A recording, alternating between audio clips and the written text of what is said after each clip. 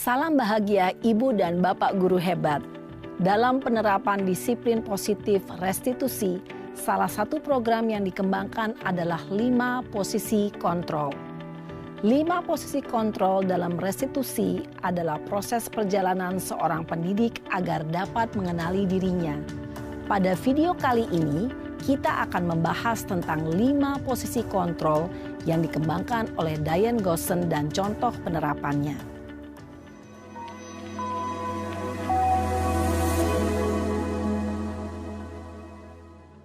5 posisi kontrol itu adalah 1. Posisi penghukum. 2. Posisi pembuat merasa bersalah. 3. Posisi teman. 4. Posisi pemantau atau monitor. Dan 5. Posisi manajer. Untuk lebih memahami kelima posisi tersebut, mari kita saksikan kasus Naren yang terlambat hadir 20 menit di sekolah dan melihat bagaimana kelima posisi kontrol dalam menghadapi masalah tersebut.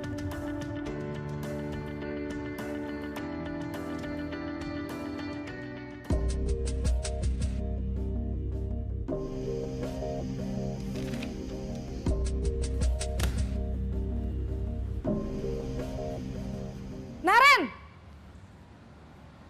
Sini kamu! Selamat pagi, Bu. Selalu terlambat. Kamu deh, pasti terlambat. Maaf, Bu. Saya... Apa? Apa coba? Alasan kamu apa lagi? Kapan sih kamu tidak terlambat? Malas sekali ya kamu jadi anak. Saya... Dasar pemalas. Gak kapok-kapok sih kamu. Sudah berapa kali terlambat? Sana. Kamu keliling lapangan basket 2 kali. Kenapa saya harus keliling lapangan basket, Bu? Kenapa? Kamu mau lawan ibu?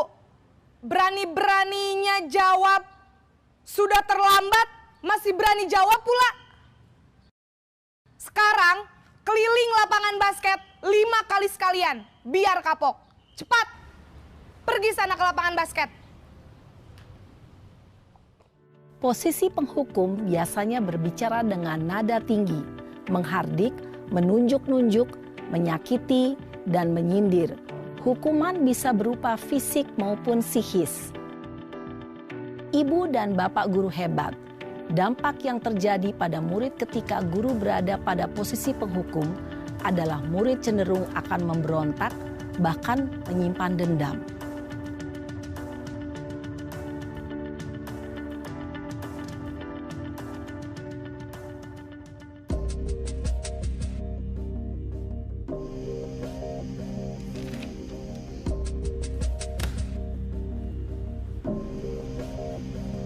Naren!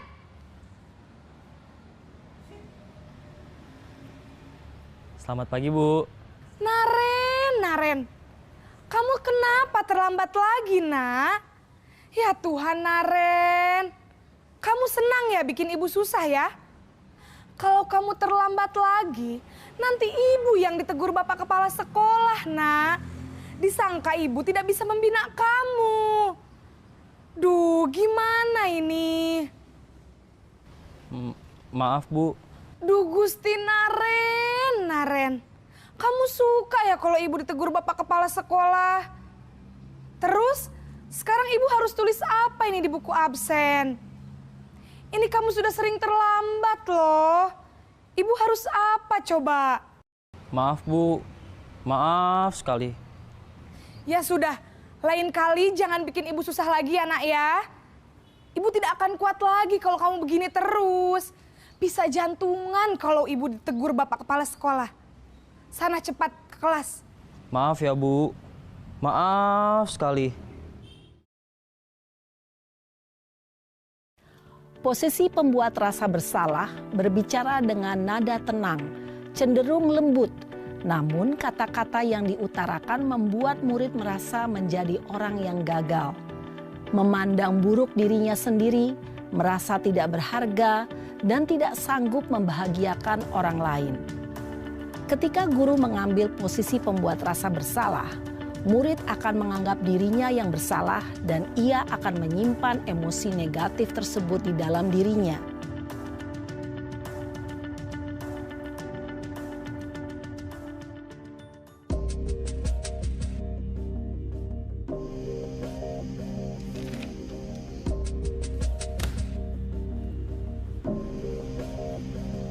Naren!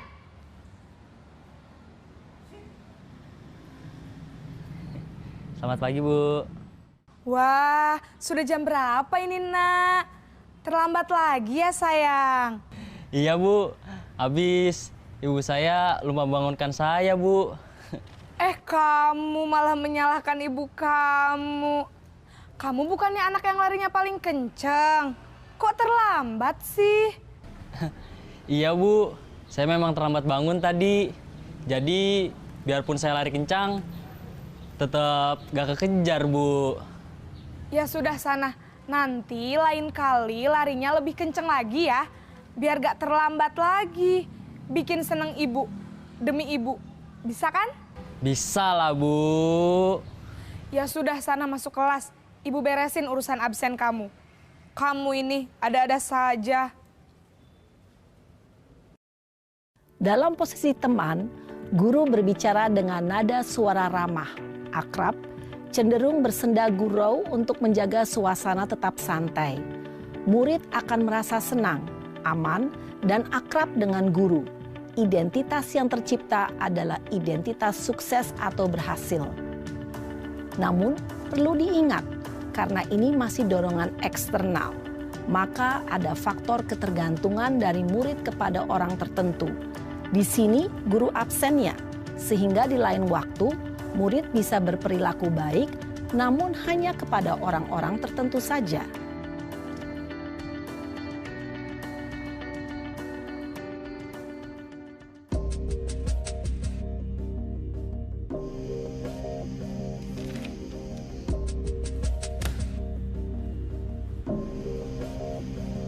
Naren!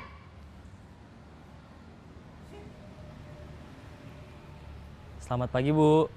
Naren, apa peraturan sekolah kita tentang jam berapa kita harus masuk sekolah, Nak? Kita harus di sekolah jam 7, Bu. Iya, betul. Sekarang sudah jam 7.20.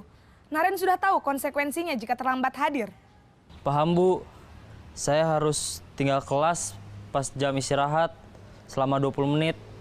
Iya, benar. Konsekuensinya demikian. Jadi nanti jam 9.30 pas istirahat, kamu harus tinggal di kelas, kerjakan tugas tambahan untuk ketertinggalan kamu, ya? Baik, Bu. Posisi pemantau mengandalkan penghitungan atau data untuk mengontrol murid. Guru mengarahkan murid berdasarkan peraturan dan konsekuensi. Seorang pemantau menunjukkan bahasa tubuh dan ekspresi wajah yang datar dan cenderung formal.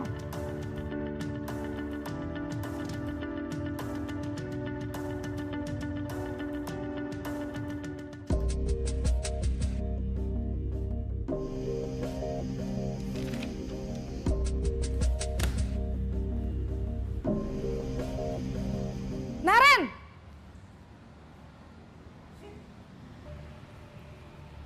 Selamat pagi, Bu. Selamat pagi, Naren. Maaf, Bu. Saya terlambat. Iya, sekolah masuknya jam 7, sekarang sudah jam 7.20. Jadi sekarang bagaimana ini, Naren? Maaf, Bu. Saya lupa setel alarm saya semalam.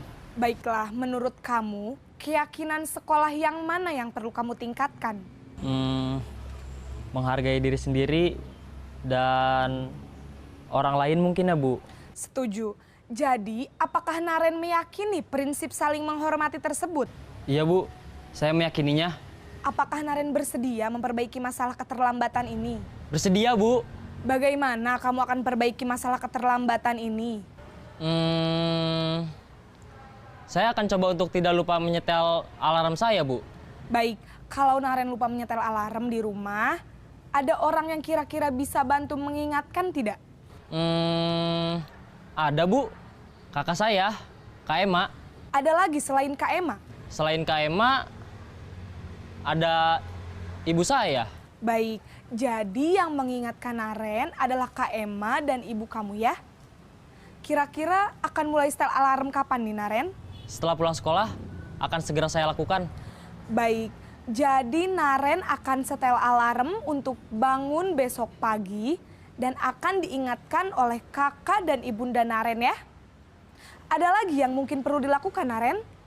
Agar tidak terlambat bangun lagi.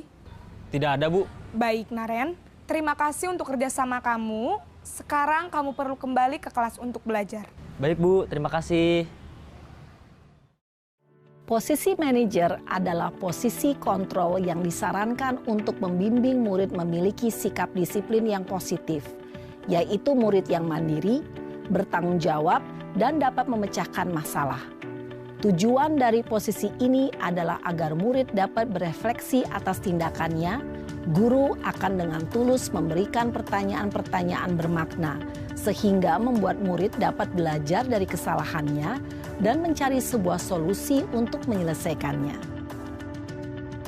Ibu dan bapak guru hebat, setelah mengamati adegan kelima posisi kontrol tadi, kira-kira posisi mana yang paling ideal? Posisi mana yang dapat menunjang motivasi intrinsik murid? Ya, tentu posisi manajer. Posisi ini memang posisi ideal yang ingin dituju setiap pendidik. Pada posisi inilah, guru dapat menerapkan disiplin positif yang berpihak pada murid, yang memerdekakan murid.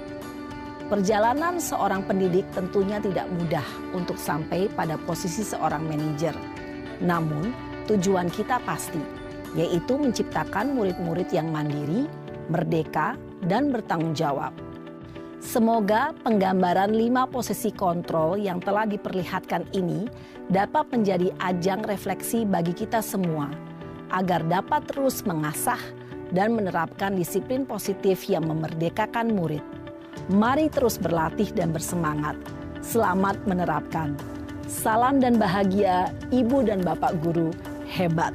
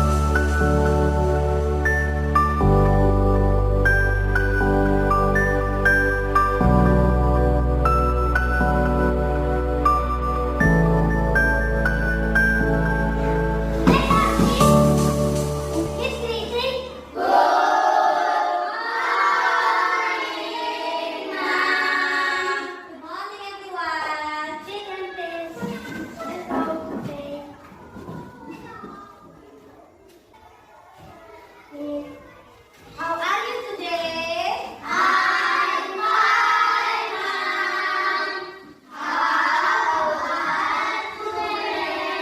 I'm very well, thank you. Kamu very much. Proyek pembuatan profil belajar Pancasila. Oke, hari ini kita akan membuat keyakinan kelas. Siapa yang tahu apa itu keyakinan kelas? Yakin. Yakin? Coba Evani ulang lagi. Yakin apa? Sesuatu yang kita percayai. Percayai. Keyakinan adalah sesuatu yang kita percayai. Kita akan buat keyakinan di kelas. Di kelas sama seperti kemarin kita pernah buat kesepakatan kelas. Tapi hari ini kita buat keyakinan kelas supaya kelas kita nyaman, aman, dan bisa belajar dengan tenang. Oke? Ibu akan bagikan kamu kertas kupu-kupu. Di kertas ini, Ibu minta tolong kamu menuliskan, masing-masing satu orang menuliskan impian kamu atau keinginan kamu terhadap kelas kita. Kamu mau kelas kita seperti apa? Oke? Misalnya mau, Bu saat belajar, Ibu kasih contoh ya. Bu saat belajar, aku maunya kita tertib, misalnya saling menghargai atau apa terserah kamu. Tuliskan di kertas ini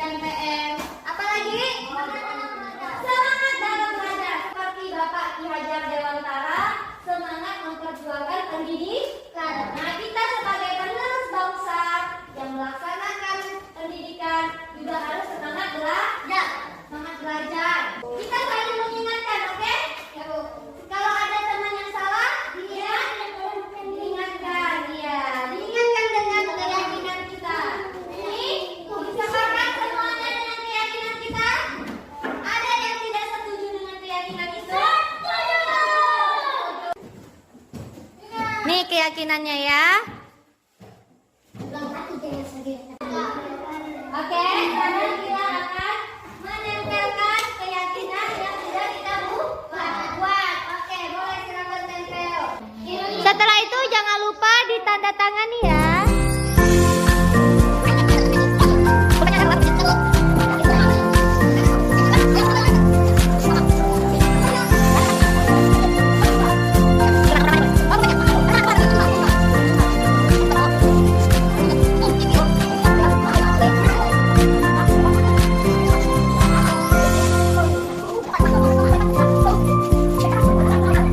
Berdiri. Ya, naik. Tekan. Tekan lagi. Tekan tengahnya. Ya, atasnya. Ya.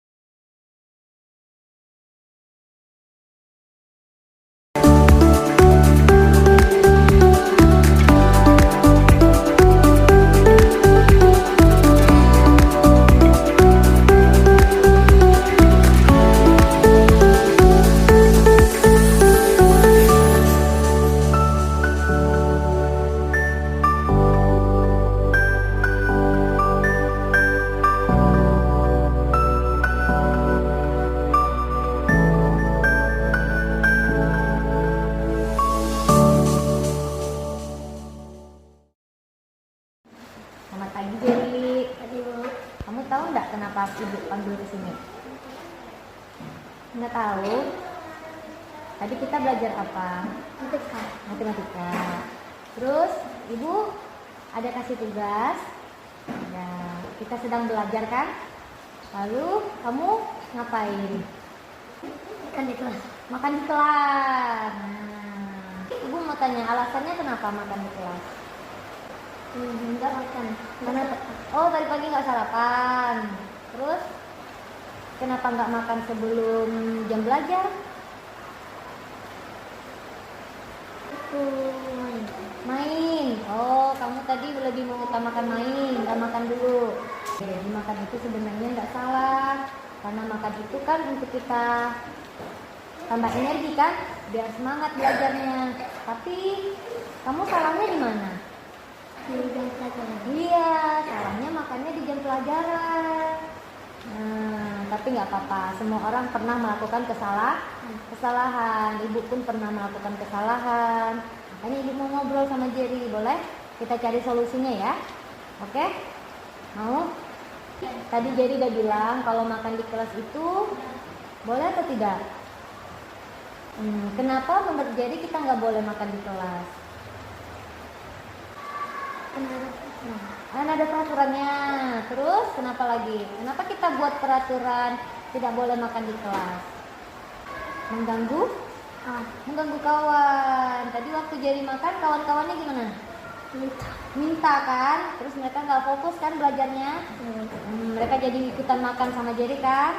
Nah, jadi makan di kelas itu mengganggu konsentrasi belajar. Kita jadi nggak belajar, kawan-kawan jadi terganggu, mereka jadi ikutan makan.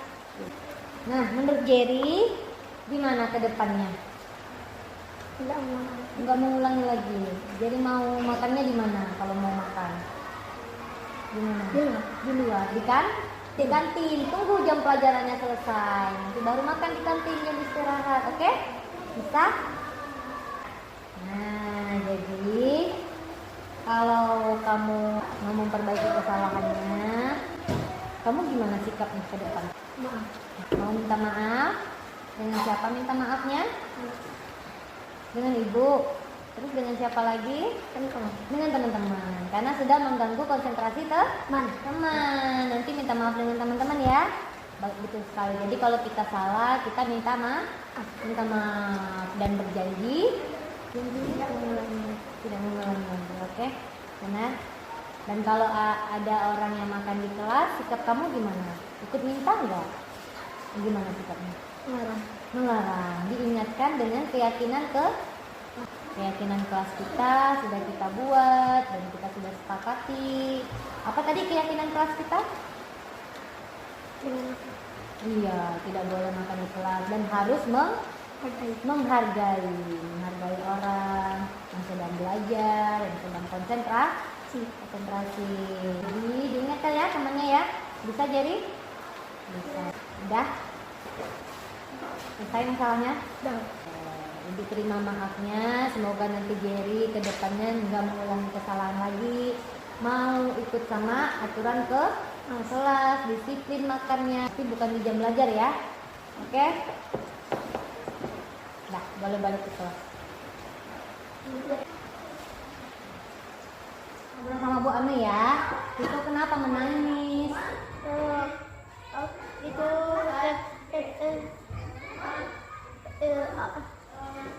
Paga dan Mesa ngejek saya tuh. Paga dan Mesa ngejek Riko. Terus aku koyak kotak di tempat bawa pentas tuh. Kamu ngoyak kertas di bawah pentas. Terus Pak, itu Mesa itu lagu menangis terus tuh, marah saya tuh. Rikonya marah sama Mesa. Terus Sampai mereka itu kasih ulat tuh. Mesa kasih Riko ulat. Bukan, yang lain. Rado juga kasih aku ulat tuh. Terus aku mau buangnya tuh. takut Riko sama ulat. Nangis Riko karena itu. Iya. Kenapa Riko marah-marah? Itu bilang aku ya no, kan itu tirai di pentasan di situ tuh. Mereka nuduh kamu. Jadi Riko kesal karena dituduh sama mereka. Karena mereka ngolok-ngolok Riko kesal. Mereka nyanyi-nyanyi gitu. Iya. Kesal Rikonya sama mereka.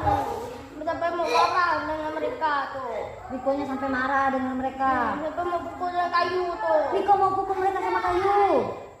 Terus aku dilempar kayunya tuh. ya ampun Riko, kalau marah-marah nggak boleh gitu ya. Nggak boleh lempar orang dengan kayu. Udah dilempar kah kayunya? Sampai aku ditaruh situ lagi tuh. Oh, Ibu Ani tahu kalau Riko marah-marah karena Riko kesel kan? Kesel karena mereka ngolok-ngolok Riko kan? Makanya Riko marah-marah. Terus Riko nangis. Mau lempar mereka dengan kayu. Tapi sebenarnya itu salah kan? Boleh nggak kita lempar orang dengan kayu? Jadi itu nyobekkan kartu sampai rusuh muka saya, sampai sobekkan semua tuh. Oh gitu. Jadi Riko masih kesel sekarang. Nah, jangan kesel lagi. Coba tarik nafas. Masih kesel lagi. Jangan kesel lagi. Jadi Riko nggak boleh ya marah-marah ya. Sebenarnya ada cara lain supaya Riko nggak marah. Gimana caranya? Coba. Kalau supaya kita nggak marah-marah.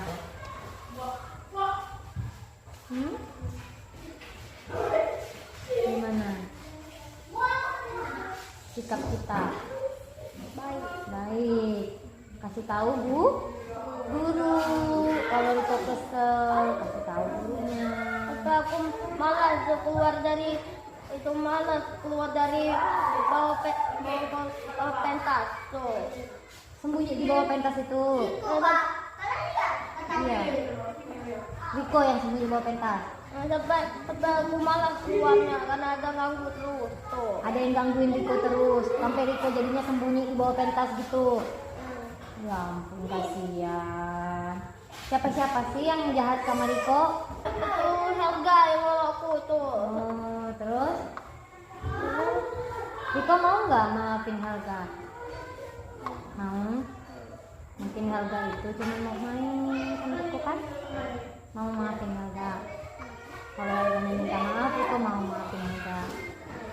Jadi kalau orang jahat sama kita, jangan dibalas jahat ya nak. Jangan dipukul, ya.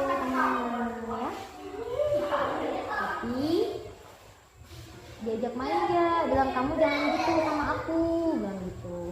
Mereka tuh nggak mau dengar tuh, main ngejek saya, main ngejek itu. Tetap ngejek kamu, walaupun Riko udah ngomong pelan-pelan, udah baik-baik, mereka tetap ngejek Riko. Riko udah bilang jangan ganggu Riko, udah bilang gitu. Udah. Tapi kalau mereka minta maaf, Riko mau nggak maafin mereka? Mau?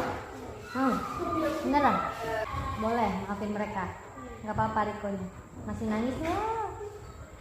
Masih marah nggak? Kalau mereka minta maaf? Nggak marah lagi. Bener? Mau main sama mereka? Iya. Gimana perasaannya Riko ngobrol sama Bu Aneng? Senang? Udah selesai belum masalahnya? Masih marah-marah? Dengan Bu Anoy. Riko udah mau main? Dari kesalahan saya. Mau main sama Helga? Saya Hah? Udah dimaafin belum? Dah. Udah dimaafin Helganya? Udah selesai masalahnya? Udah? mereka. Udah? Saya berjanji tidak Oke. Gimana perasaannya Riko ngobrol sama Bu Aneng? Senang?